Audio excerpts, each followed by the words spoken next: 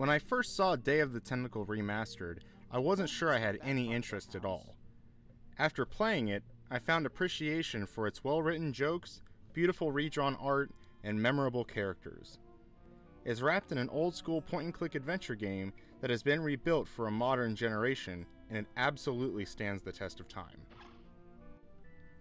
Day of the Tentacle is the sequel to Maniac Mansion, another old-school point-and-click adventure game. The remastered version stands tall on its own, as even though I didn't play Maniac Mansion before, I was still able to understand and engage with its story.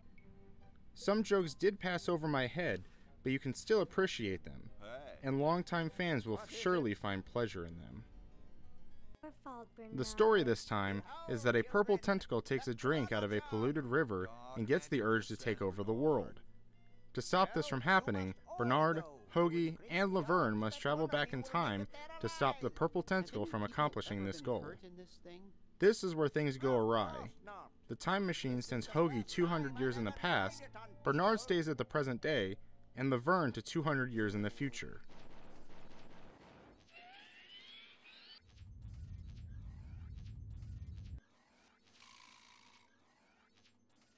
Well, I'll be. The goal is to repair the time machines and get each of them back to the present day.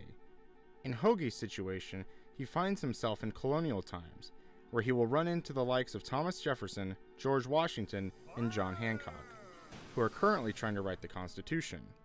While on the other side, Laverne finds herself stuck in a futuristic version of today where the tentacles have taken over the world and enslaved humans. Hoagie's situation is the most memorable, as his personality completely contradicts the personality of, let's say, George Washington. You can switch between all three characters and transport items through time using the time machine. Luckily, you don't need to go to the time machine each time an item needs to be transported, as it can easily be done in the pop-up menu in the game. An item found in colonial times may need to be transported to the future so that another character can progress, and vice versa. In addition, actions made in the past can change what happens in the future. Need a vacuum cleaner in the future? Make it written into law that every household needs a vacuum cleaner in their basement. It makes for some unique and clever puzzle mechanics, and when it all clicks, there is a real sense of appreciation for how the puzzles were crafted. There are also numerous recurring characters throughout the three time periods, and seeing each of their ancestors with their own but similar personality works great.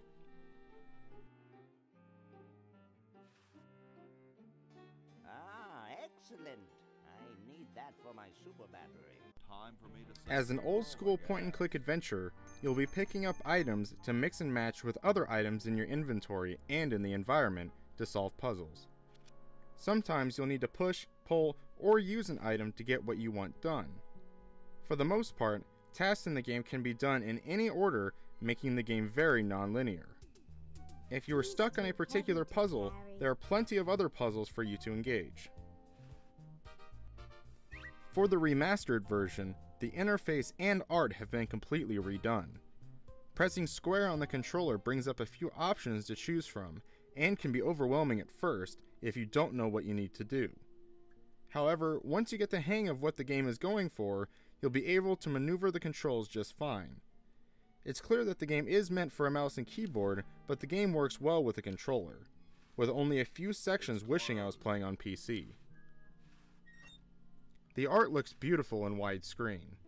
Characters and environments are glowing with color, and it makes for a great looking game. Pressing the touchpad will allow you to swap back and forth between the classic looking controls and the remastered version.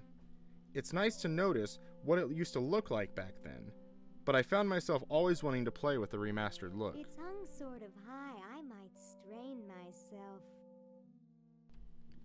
The presentation of Day of the Tentacle Remastered is fantastic with its redrawn art, redone interface, voice acting, and writing. Characters are unique and each deliver their great performances. In addition, concept art and director's commentary is available for players looking to dive a little deeper into the minds of the developers and the development process. I never noticed any performance issues, and switching between Hoagie, Bernard, and Laverne is a quick and painless process. For fans looking for a blast to the past, a fully playable version of Maniac Mansion is found at a computer terminal in the game. This is the classic version of the game, so don't expect the full remastered treatment when playing.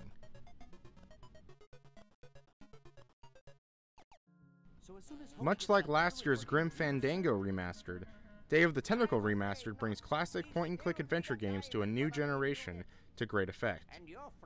The completely redone art and interface works exceptionally well in 2016, even if it takes a little bit to get used to.